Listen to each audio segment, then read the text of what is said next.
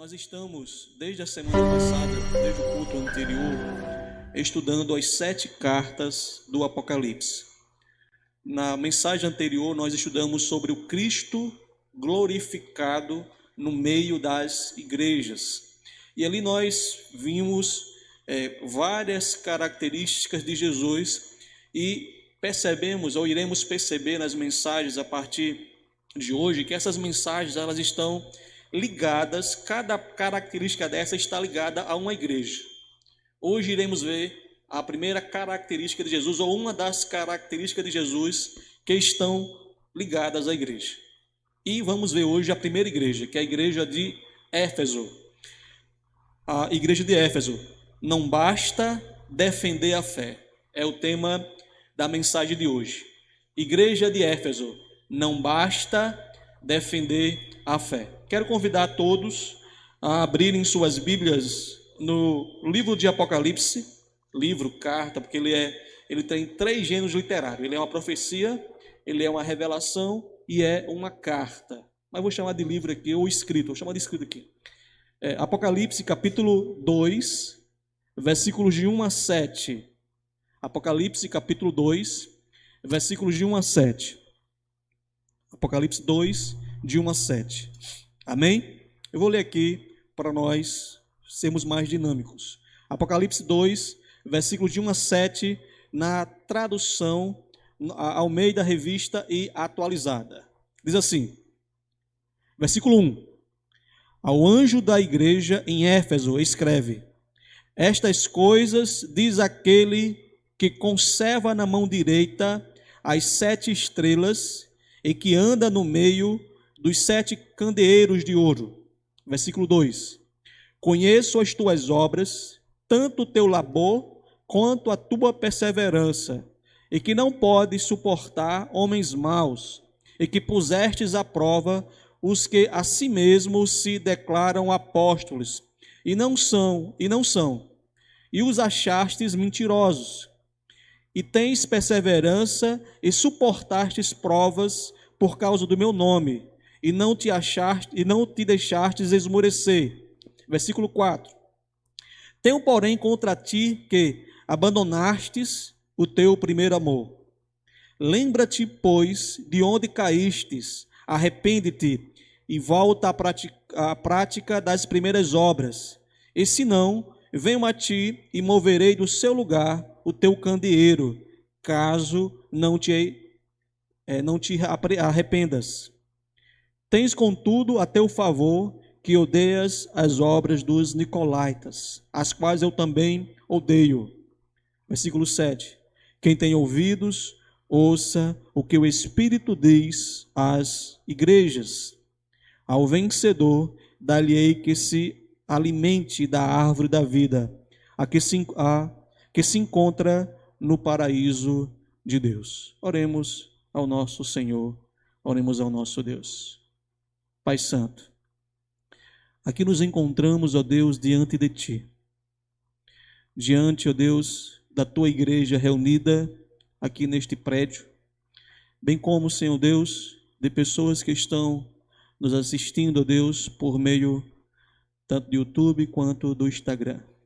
Pai, que esta palavra não seja um amontoado de palavras vazias, mas sejam, ó Deus, as Tuas palavras. Sejam as Tuas palavras, ó Deus, que saiam da minha boca, ó Deus. E que elas, ó Deus, cheguem como um bálsamo no coração daqueles que estão ouvindo. Chegue, Senhor, também como um remédio restaurador que cura a alma, que cura o físico, que cura todo o ser, que transforme vidas e salve vidas, ó Deus. Ó Pai, me enche do Teu Espírito Santo, para que eu possa transmitir a Tua palavra de maneira fiel. Em nome de Jesus. Amém. Amém. Alguns irmãos não acham importante doutrina, né? Eles não acham importante, mas como nós iremos ver na mensagem de hoje, elas são importantes, são muito importantes por 2 motivos. Uma delas é porque ela nos preserva, ou ela pode nos preservar na fé pura, mas também ela pode nos afastar de falsos ensinos. a partir disso, né?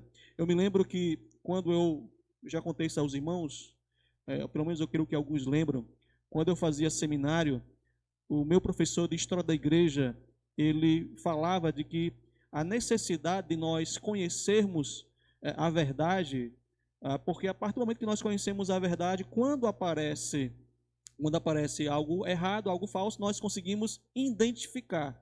Então, ou seja, nós precisamos dedicar tempo a conhecer o que é certo. Uma vez aparecendo o que é errado, a gente consegue identificar. Um exemplo disso é que as pessoas que trabalham com dinheiro, elas não são colocadas diante da nota falsa, é colocada dentro da nota verdadeira, porque elas conhecem as marcas de uma cédula verdadeira. E uma vez conhecendo a cédula verdadeira, quando elas encontram a falsa, elas identificam. Então veja a importância de nós conhecermos as doutrinas bíblicas, as verdades bíblicas. Veja a importância de nós assistirmos a EBD, que está ali à disposição de toda a igreja no nosso canal ali no YouTube, né? Nós estamos dando doutrinas batistas.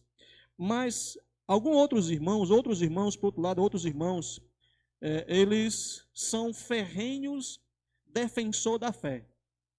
Eles são chamados de apologetas ou apologistas, que é defesa da fé. Eles defendem com unhas e dentes a fé.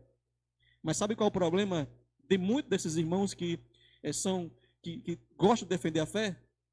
Eles são geralmente briguentos. Eles brigam, eles magoam, causam feridas, e essas mágoas muitas vezes são mágoas profundas. Porque defendem a ferro e fogo aquilo que acreditam e muitas vezes não se importam com as outras pessoas que ali estão. Por isso que a mensagem de hoje, meus amados, ela vai nos mostrar duas coisas que devem acompanhar a defesa da fé. Veja que o título da nossa mensagem é Não Basta Defender a Fé. Não basta, não é suficiente você defender a fé. É muito importante, como nós já mostramos aqui, e o texto vai mostrar isso. Porém, pelo menos duas coisas devem acompanhar a nossa defesa da nossa fé. A primeira delas é que a defesa da fé cristã deve vir acompanhada de uma volta constante à piedade em Cristo. É isso que vai dizer os versículos de 1 a 6. Esses versículos irão fazer uma relação entre fé e vida piedosa. O texto ele começa nos falando com uma ordem de Jesus para escrever ao anjo da igreja de Éfeso, ou para escrever à igreja de Éfeso. Essa cidade de Éfeso, ela ficava, como já vimos, ela ficava na Ásia Menor, que é a atual Turquia. Ela era uma das 4 principais cidades do Império Romano. Era das 4 cidades mais poderosas. Junto com elas, nós tínhamos a Roma, que era a capital do reino. Nós tínhamos também Alexandria, que ficava ali no Egito. E nós tínhamos Antioquia, que ficava na Síria. Essas eram as 4 cidades mais poderosas do reino. E segundo Clint Osmond, a igreja de Éfeso se orgulhava dessa posição. Vamos pensar aqui. Vamos pensar aqui no nosso estado. Eu passei algum tempo ali na nossa capital. Não na capital em si, mas ali na região da capital. E quem já ficou ali, nós sabemos às vezes a disputa que existe entre Natal e Mossoró, né? E alguém se orgulha por ser natalense, né, Sindolfo? E aí começa a brincar conosco que somos dessa região. Ou alguém que mora em uma cidade aqui mais próxima, na cidade menor, e aí vem para Mossoró, e aí eu também, como sou de Mossoró, eu moro aqui perto, na cidade menor, e estudava aqui, e isso era massacrado por causa disso, porque era uma cidade pequena. Então, essa semelhança, percebemos que os irmãos dessa igreja, da igreja de Éfeso, eles se orgulhavam da posição de ser parte de uma das 4 principais cidades do império. Não era só do estado, era do império. E sabemos que que o Império Romano ele ocupava vários países, ou vários impérios da época, várias localidades. Então ele se orgulhava de pertencer a essa grande cidade, né? Mas também ele se orgulhava de pertencer à igreja mãe da região. Nós, como batistas, nós somos igrejas independentes. Não temos igreja mãe, mas tem igreja mãe quando tem congregações. A igreja tem congregação, então é igreja mãe, né? Ou podemos dizer que algumas pessoas se orgulham porque fazem parte de algumas igrejas importantes da cidade de Mossoró. E aí eu faço parte da igreja A, e aí enche o peito, né? Então se orgulha de participar. A minha igreja é a igreja melhor que tem. E às vezes acaba, de alguma maneira, desprezando aqueles que fazem parte de umas igrejas que não são dessa igreja que é, aos olhos humanos, importante, né? Então isso era a igreja de Éfeso. Então, a partir disso, era natural que essa igreja fosse a primeira igreja a ser escrita, tanto porque ela tinha por causa da sua condição, a condição de ser uma igreja importante, numa cidade importante, mas também ela fazia parte da rota. João estava na ilha de Patmos, e a primeira cidade dessa rota era Éfeso, que tinha uma rota em forma de né, meio círculo aqui. Então ela começava por essa igreja. Então é natural começar por ela, né? E para essa igreja, Cristo se apresenta como? E aí vem aquelas características que nós estudamos na semana passada, no estudo anterior, né? Ele vai dizer que conserva em sua mão 7 estrelas e anda no meio dos candeeiros. E aí nós lembramos que em Apocalipse 1:20, as estrelas, elas são o quê? São 7 anjos. Esses anjos, como vimos na mensagem anterior, podem ser tanto anjos guardiões, como de maneira tradicional os pastores. Eu acredito que, pelo contexto de Apocalipse, pelo contexto imediato, esses anjos são anjos que são guardiões. Por exemplo, lá em 1 Coríntios, fala que os anjos estavam presentes no culto da igreja. Capítulo 11, depois vocês viram isso, né? Então, as mulheres ou algumas pessoas deveriam ter um certo comportamento, porque os anjos estavam assistindo o culto. Agora você imagine o anjo assistindo o nosso culto. O anjo assistindo você no culto. O seu comportamento é louvável diante desse anjo que está assistindo o culto do Senhor? Mas esse anjo também, pelo contexto imediato da carta, de maneira tradicional, ela é o pastor, porque essa carta escreve ao anjo da igreja.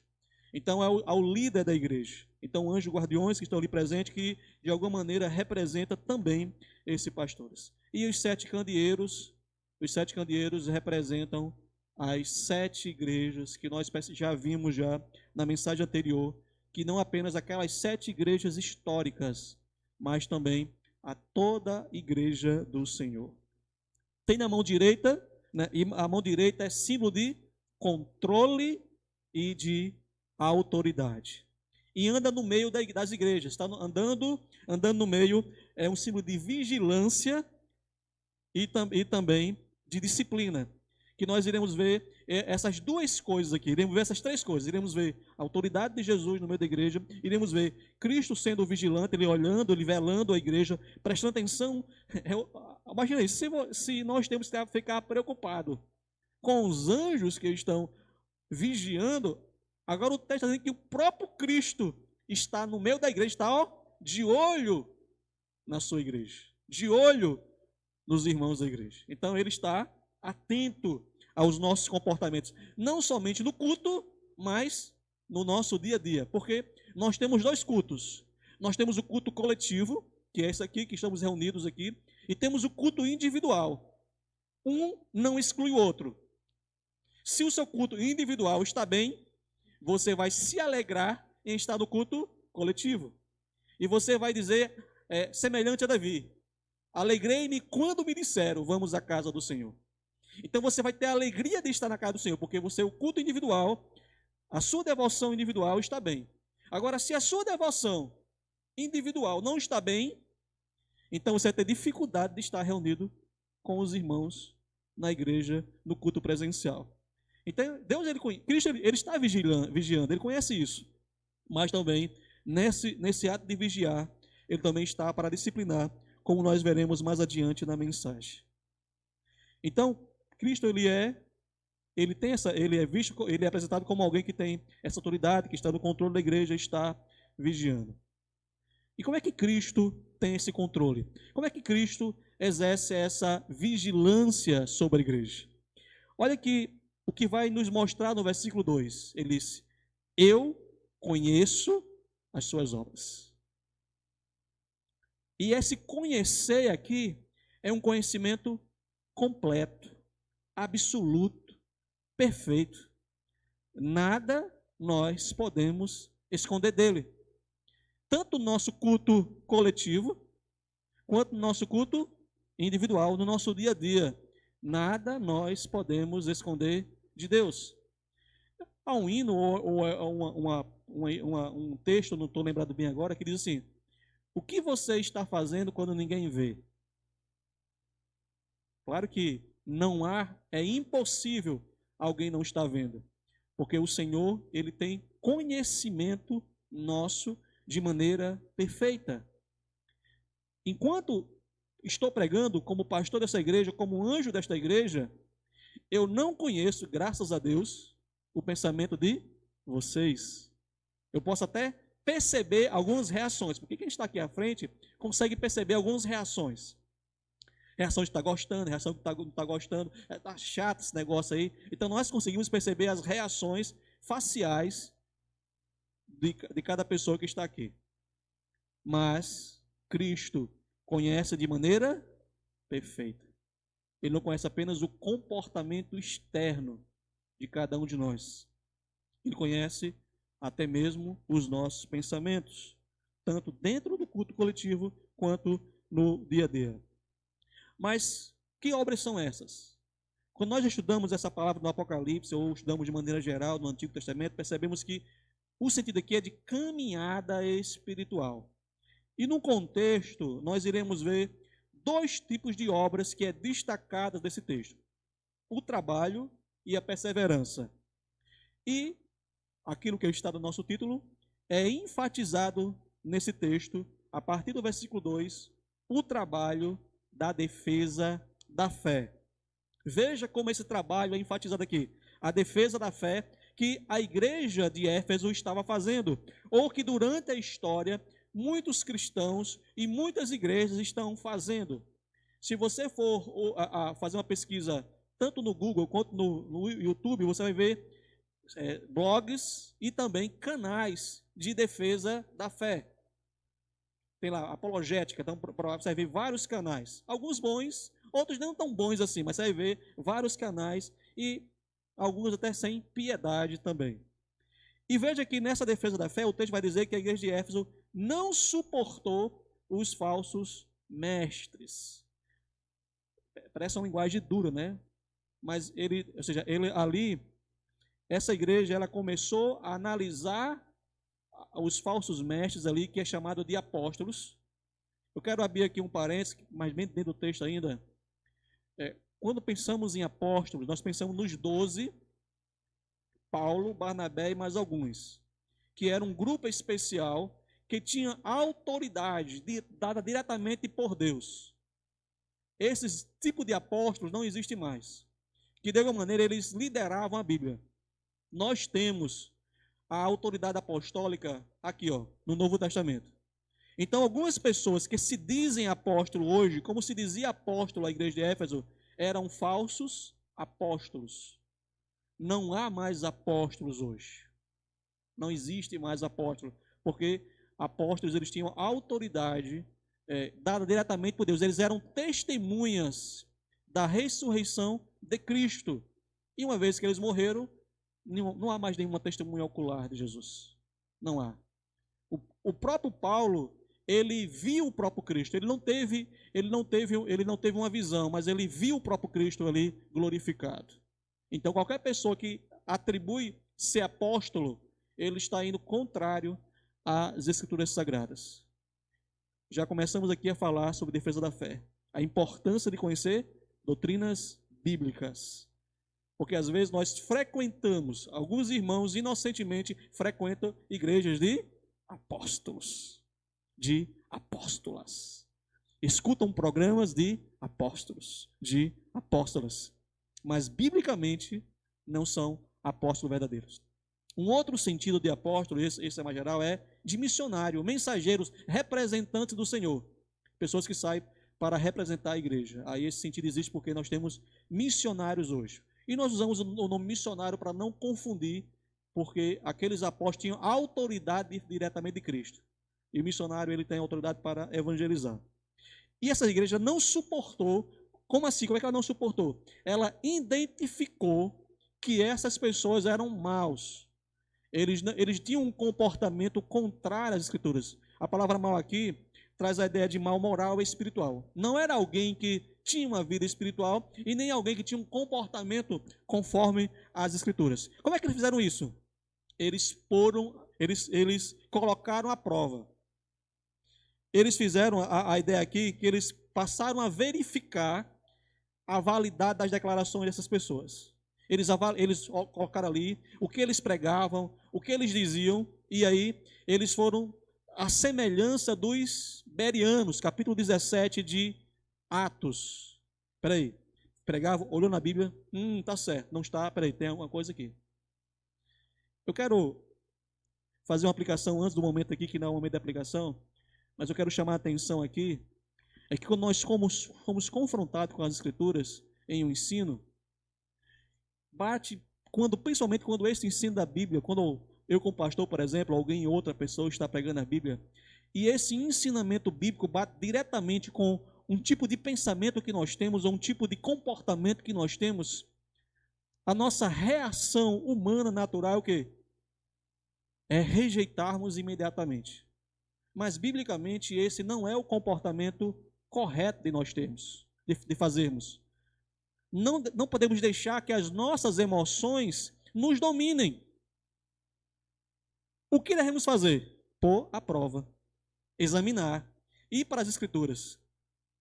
Eu me lembro que um dia eu cheguei, quando a irmã ia trabalhar no portal, né? E eu falei um determinado assunto aqui, e aí eu cheguei e Priscila lá, ela lá disse, pastor, o senhor pregou este assunto aqui, e eu fui pesquisar, realmente é bíblico. O senhor tem razão. Ou seja, pôs à prova. E aqui, quando eles puseram à prova, quando eles verificaram a validade das declarações, eles perceberam que era mentirosa.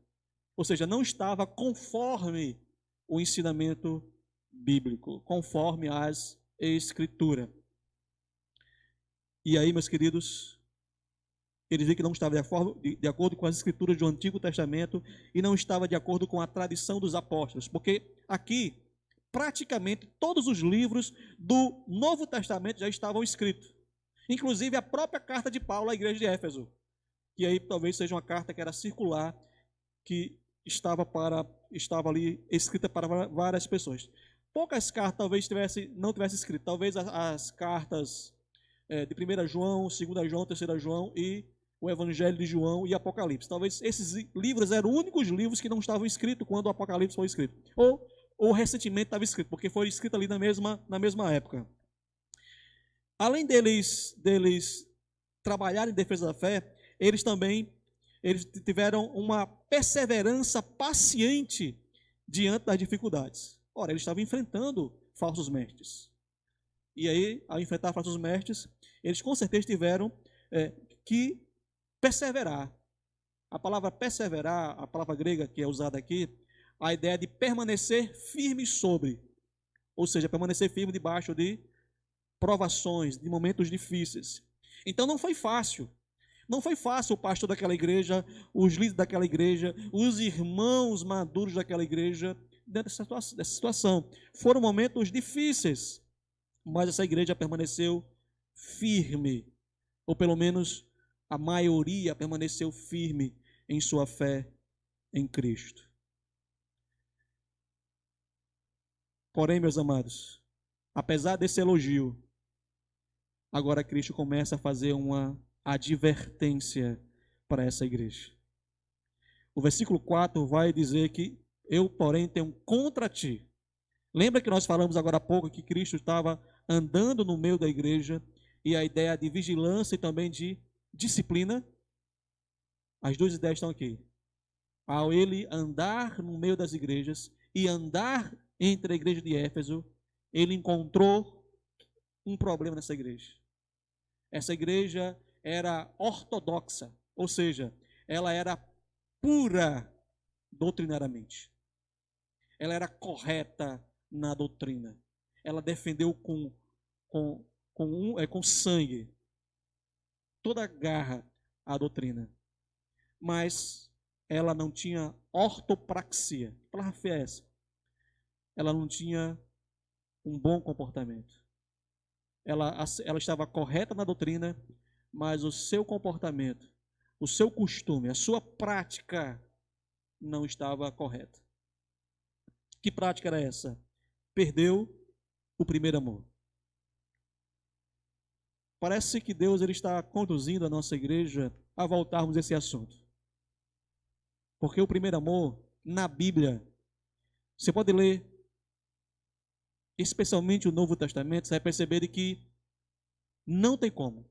E João, ao escrever essa primeira carta, a primeira carta de João, possivelmente também a igreja de Éfeso, as igrejas dessa região aqui, incluindo Éfeso, ele vai mostrar a relação que existe entre o amor de Deus e o amor ao próximo. Ele vai dizer que ninguém pode conhecer a Deus, ninguém pode amar a Deus que não vê e não pode amar o seu próximo que não vê. O amor a Deus está ligado intimamente ao amor ao próximo, em especial o amor aos irmãos.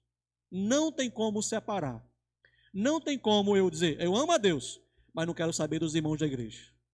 Eu vou ficar em casa agora porque eu não quero saber, eu não suporto aquela igreja. Então sinto muito, mas possivelmente você não conhece a Cristo. Você não ama Cristo de verdade. Porque não tem como amar a Deus, que é amor.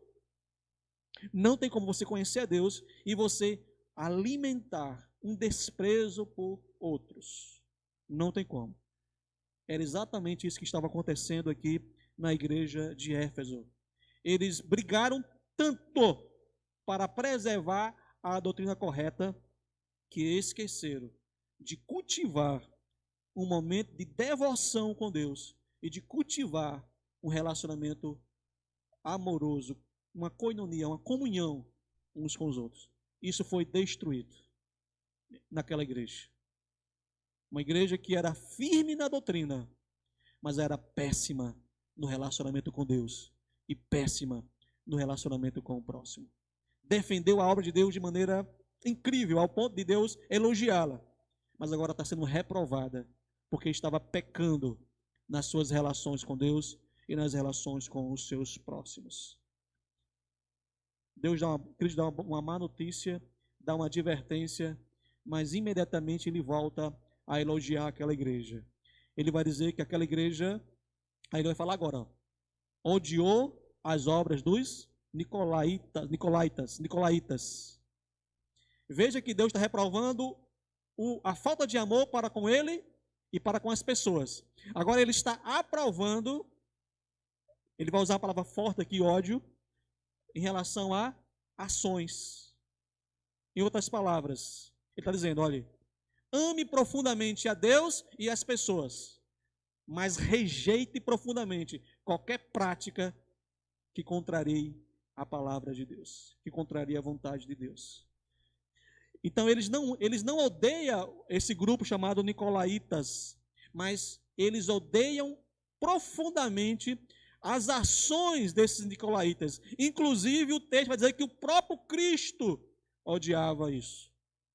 Odiava os Nicolaítas. As obras, as ações, né? Mas quem são os Nicolaítas? Quem são eles? Nós não sabemos ao certo quem são esse grupo. Mas quando nós estudamos outras cartas, esse grupo está associado a Balaão. A gente vai ver isso depois, que é alguém do Antigo Testamento que conduziu o povo de Israel a pecar, no pecado de imoralidade e idolatria, e Jezabel, a rainha Jezabel, a esposa de Acás, que também conduzir o povo à idolatria e à imoralidade. Então, a partir dessa associação, a maioria dos estudiosos entende de que os nicolaítas, eles eram um grupo que praticava o sincretismo religioso. O que era o sincretismo? Ou seja, mistura de crenças. A igreja de Éfeso, ou a cidade de Éfeso, ela tinha templos pagãos. E um deles era o templo de Diana. Diana para os romanos e Ártemis para os gregos. Quem era Diana? Quem era Ártemis? A deusa da fertilidade. Então, essa deusa, ela, por exemplo, você era um comerciante, você era um agricultor, você ia para o templo de Diana e ali havia prostitutas cultuais. Então, ou seja, eu ia lá, eu não, né? O comerciante, o fazendeiro lá, ia lá e tinha intimidade sexual com aquela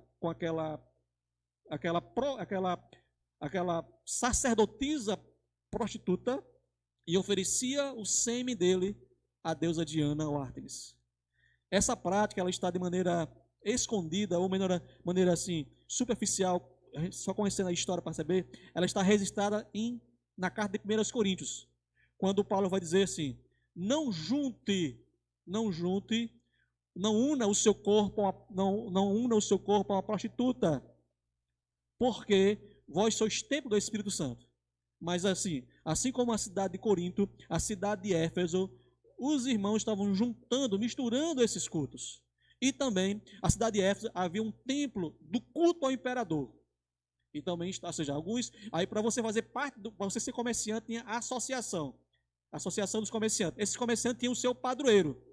E a pessoa, para pertencer à associação dos comerciantes, tinha que estar nas festas a esse padroeiro. E um dessas festas havia adoração ao imperador. E eu não queria perder o meu status social. Então, muitos irmãos estavam participando dessa idolatria e junto dessa imoralidade. Então, havia esse sincretismo, essa mistura de crenças. E havia também libertinagem, imoralidade. E aí você percebe que Jesus ele elogia esta igreja por defender a fé cristã diante dos ataques desse grupo que defendia essa união, essa mistura de crenças, mas a igreja também suportou esses ataques da libertinagem, mas Jesus ele também adverte essa igreja do perigo de cultivar uma vida, ou de não cultivar uma vida de devoção a Deus e piedade para com os irmãos. Então a igreja ela foi firme na doutrina, mas péssima nos seus relacionamentos. E aqui nós temos, dentro das lições que já tiramos aqui, das aplicações que já fizemos, eu quero aqui pelo menos fazer 3 lições para as nossas vidas, nesses versos de 1 a 6. A primeira delas, é sempre louvável diante de Deus nós estudarmos as Escrituras. Usando o que eu falei na semana passada, seja ouvindo, hoje não temos desculpa, né? Porque nós temos Bíblia em áudio. Ou lendo. É louvável você estudar as Escrituras. Se você não sabe ler, pegue aí o seu celular, coloque lá o seu fone, vá lá fazendo as suas atividades, seja em casa, seja em outro local de trabalho, escute a Bíblia, medite na palavra de Deus, aprenda a palavra de Deus, e aí defenda a sua fé diante dos ataques de grupos que são contrários à Escritura de Deus. Então isso é louvável, Deus ele quer que faça isso. Deus deseja que façamos isso. Porém,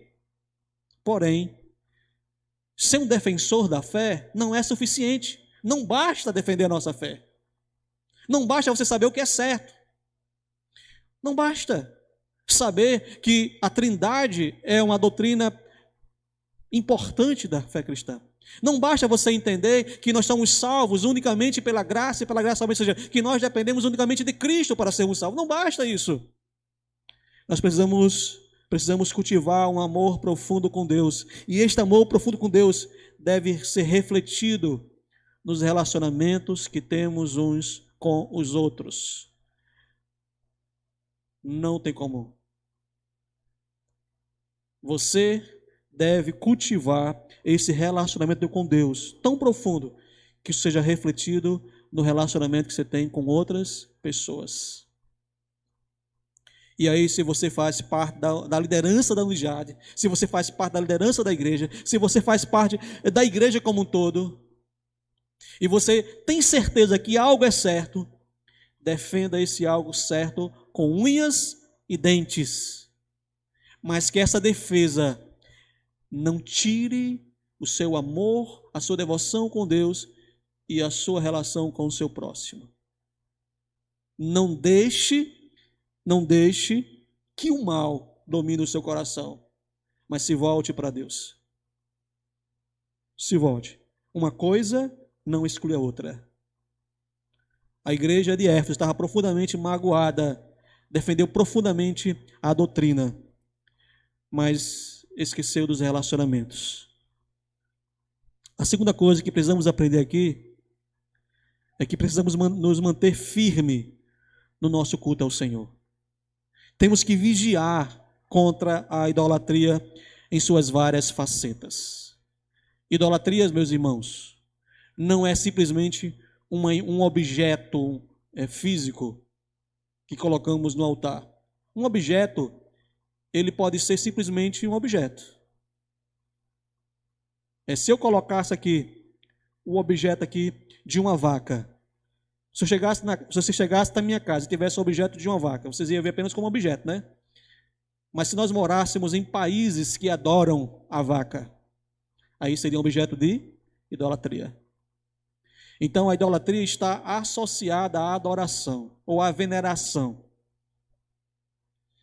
E essa veneração pode ser até a seres humanos. Acabamos de ter um período de política. E quantas pessoas estavam venerando o seu candidato? Inclusive até deixar ele estar no culto para comemorar a vitória do candidato. Isso é idolatria, veneração. Quantos brigam ou saem da igreja porque o pastor ou o irmão vota em outro candidato? Eu não vou naquela igreja não. Alguém disse isso para mim uma vez. Vou para a sua igreja não, pastor. Porque o senhor defende fulano de tal. Nem defendia, nem defende, né? Mas para você ver o quanto é a idolatria de pessoas, a idolatria de ideologias. Amam e brigam e perdem a comunhão com Deus. Então a idolatria ela tem várias facetas. Você pode ser alguém, ser uma pessoa, ser uma ideia que você defende, que você briga, que você ocupa o espaço de Deus no seu coração. Então tome cuidado. Precisamos nos manter firme ao culto do Senhor de maneira pura. Pode ser o filho. Algumas famílias, alguns pais chegam a se separar por causa de um filho. Não sabe resolver, porque aí há uma adoração ao filho. Se o filho morrer, ele morre junto. Então pode ser um filho, pode ser um pai, pode ser um candidato, pode ser o pastor da igreja. Se o pastor sair da igreja, eu saio junto. Misericórdia. Tome cuidado. O culto é puro a Deus. Somente a Deus. Vigiemos nisso. Não tenhamos um culto misturado a Cristo. Faça um exame do seu coração. Veja se alguém ou algo está ocupando o lugar que é exclusivamente de Deus, que pertence exclusivamente a Deus.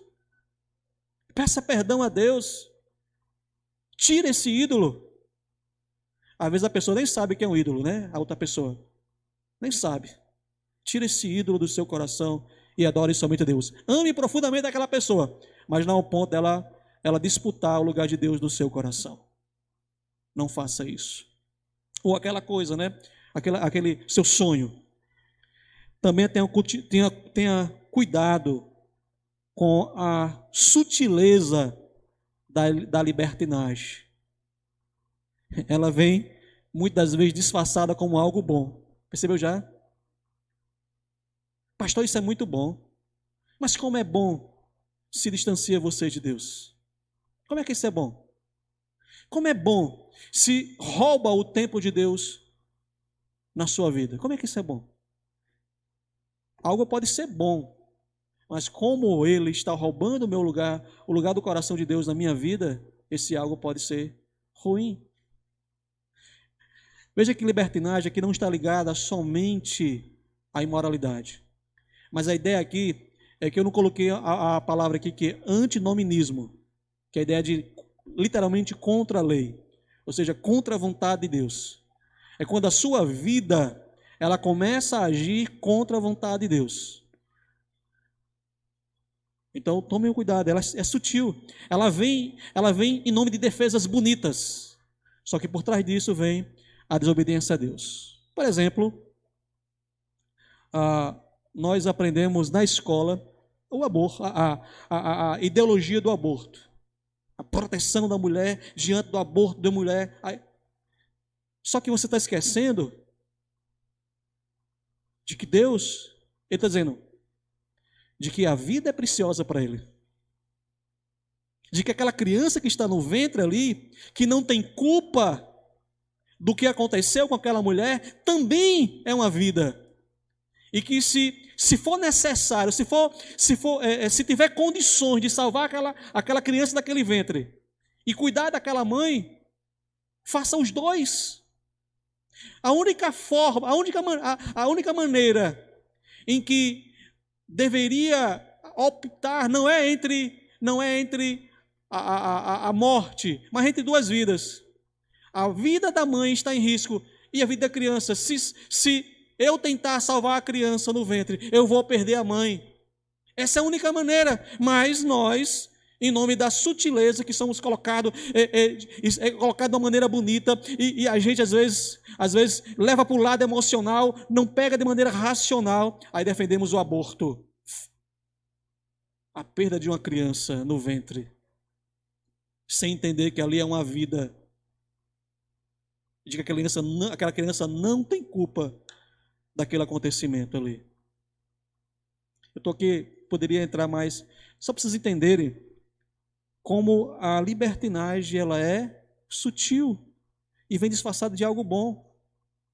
É claro que devemos nos preocupar com aquela mulher, cuidar daquela mulher de que sofreu aquela situação difícil.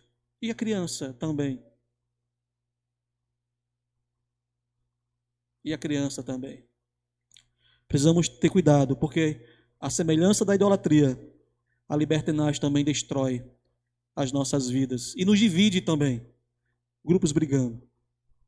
Isso porque, meus amados, a defesa da fé cristã deve vir acompanhada de uma perseverante vitória em Cristo, que culmina na salvação final. Veja que a relação de defesa da fé e perseverança vitoriosa, ela é enfatizada no versículo 7.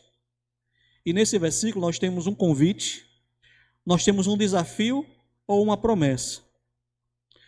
Nesse texto, você vai perceber que Cristo faz uma chamada a todas as igrejas, mas também ele faz um chamado ao indivíduo, quem ouvir, e ao vencedor. Então, e um chamado a ouvir o que o Espírito Santo está dizendo. Nessa primeira parte, o nosso Senhor nos chama, ele revela os elogios e as advertências feitas à igreja de Éfeso, mas ele também faz uma aplicação a todas as igrejas, em especial igrejas que estão enfrentando uma situação à semelhança de Éfeso.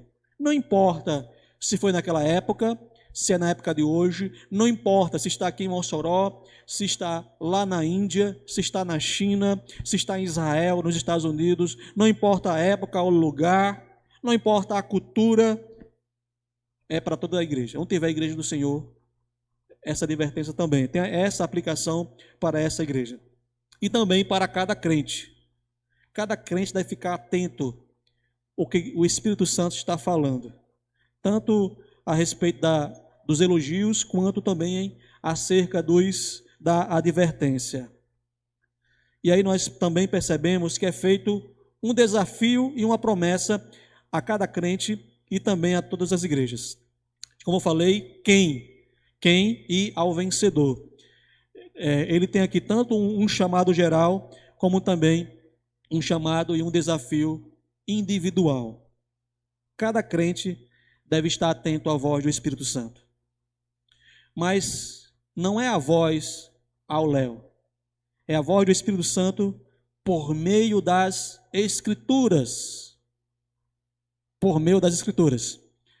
Testai os Espíritos, diz o apóstolo João em sua primeira carta, no capítulo 4, versículo 1 em diante, para saber se são de Deus ou não. Temos 3 Espíritos: o Espírito de Deus, o Espírito do homem e o Espírito de Satanás. Mas o Espírito Santo, o Espírito me falou. Mas qual é o Espírito?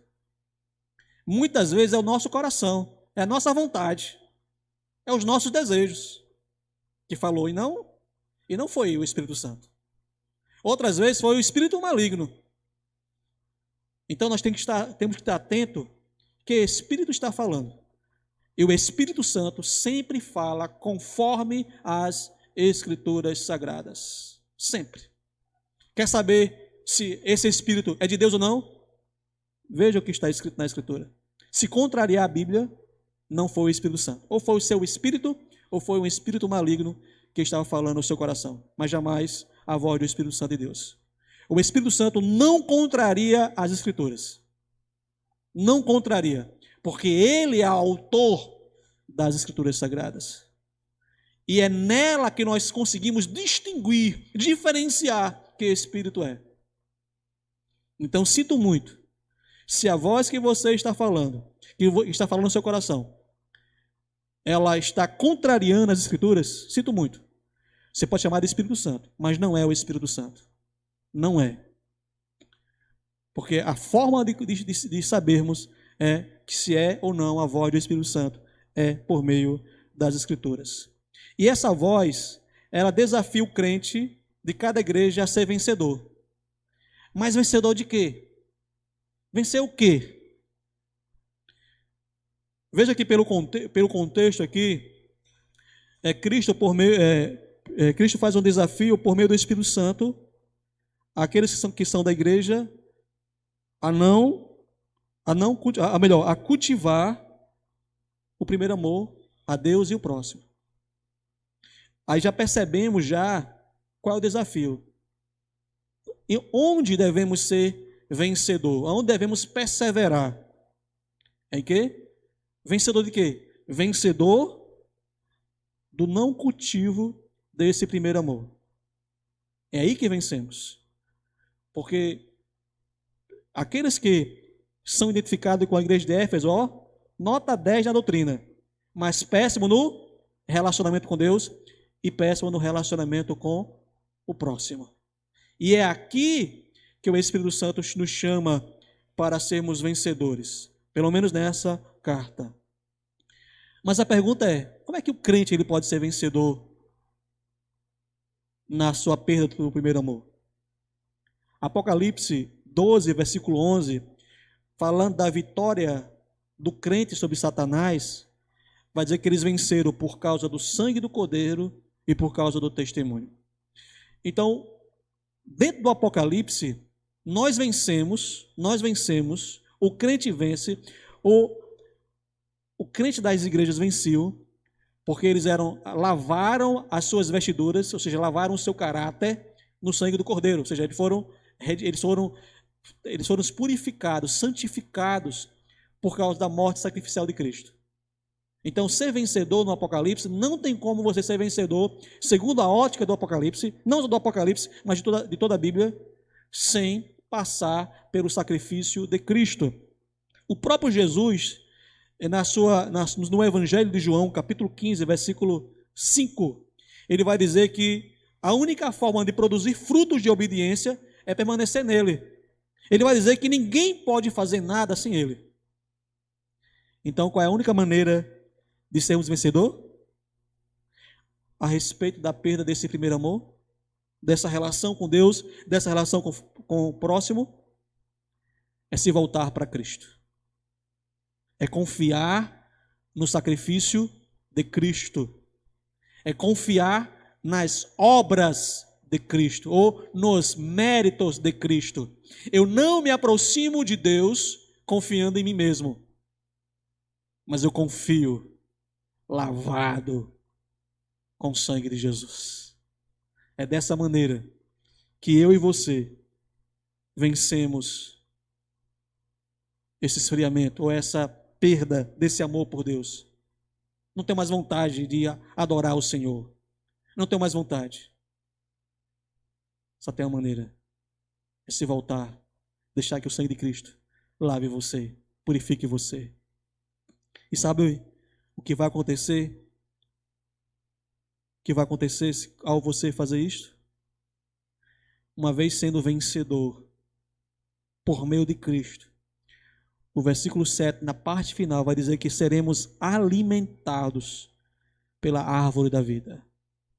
A árvore da vida que estava no jardim, lá do Éden, e que fomos impedidos, que Adão foi impedido. Agora ela se encontra no jardim de Deus, no paraíso de Deus, no novo céu e nova terra, está lá. Ela é símbolo de vida eterna. Então Deus está nos prometendo que quando nós, pelo sangue de Cristo, quando nós vencemos a falta de relacionamento com Ele e vencemos a falta de amor para com os irmãos, que nós passaremos a eternidade no paraíso, a eternidade com Cristo. É essa a promessa dele. O que isso tem a ver com você? O que isso tem a ver comigo? Muito, meus amados. O Espírito Santo está falando diretamente ao seu coração nesse momento. Ele está falando para que você se arrependa, para que eu me arrependa e nos voltemos e que venhamos a Cristo de todo o nosso coração. Sem reserva, sem ídolos no nosso coração. Esse é um convite individual. Ninguém pode fazer por você. E você não pode fazer por ninguém. Só Cristo pode agir por você. E já agiu, já morreu por mim, já morreu por você. É nele que fazemos isso. Você não pode esperar por ninguém. Tem que fazer isso sozinho. Mas eu queria que a minha esposa se convertesse, que meu esposo se convertesse. Ele tem que fazer sozinho, você tem que fazer sozinho. É algo individual. Cada um tem que fazer sozinho. Porém, para ser vencedor em relação à nossa vida com Deus, só tem uma maneira, é por meio de Cristo. É por meio dele. Só nele, você e eu somos vencedores. Só nele. Não há outra maneira, meus irmãos. Isso porque a igreja vence em Cristo Jesus à medida que defende a sua fé mediante o cultivo de um amor poderoso. E cada pessoa tem que fazer isso de maneira individual. O que impede você? Por que você demora? Não espere. Hoje é o dia de você experimentar a vitória contra o amor superficial que você tem por Deus e o amor superficial que você tem pelo seu próximo. Se renda a Cristo agora. Nós estamos avançados no horário, mas eu quero convidar você, quero convidar aqui o Ministério Louvor para nós encerrarmos. Vamos fazer já o encerramento, só um hino agora. Mas eu quero convidar você a orar comigo nesse instante. Seja aqui presente, seja no YouTube, seja no Instagram. Agora, a tornar-se um vencedor em Cristo Jesus. Abra o seu coração. Entregue a sua vida a Cristo. E se você está nos vendo pelo Instagram, está nos assistindo pelo YouTube e está entregando sua vida a Cristo, procure uma igreja mais próxima da Bíblia. Ou se mora aqui perto, nos procure. E você que está aqui presente após o culto, se você entregou a vida a Jesus, nos procure para nós orarmos por você. Mas faça essa entrega agora, para a glória do Senhor Jesus Cristo. Oremos ao nosso Deus. Pai Santo, Pai querido, aqui, ó Deus, eu quero rogar por esta igreja, para que esta igreja, Senhor Deus, ela tenha uma vida tão profunda nas Escrituras, que consiga, Deus, defender as verdades bíblicas, ó Deus. Mas, ó Deus, ela faça isso sem perder um relacionamento contigo e sem, ó Deus, perder um relacionamento com outras pessoas. Quero te rogar, Senhor Deus, pelas pessoas que estão ouvindo esta mensagem, tanto aqui presente como por meio dessas redes sociais. Pai querido, se nesse momento elas estão entregando a vida a Cristo, que Tu as sério, Deus, com Teu Espírito Santo e as conduza, amarra a Deus profundamente e a Cristo e também ao próximo, Deus. Retira, Deus, tudo do coração dela e que Cristo seja o único Senhor da vida dessa pessoa. Eu te louvo e te agradeço no nome de Jesus. Amém. Amém.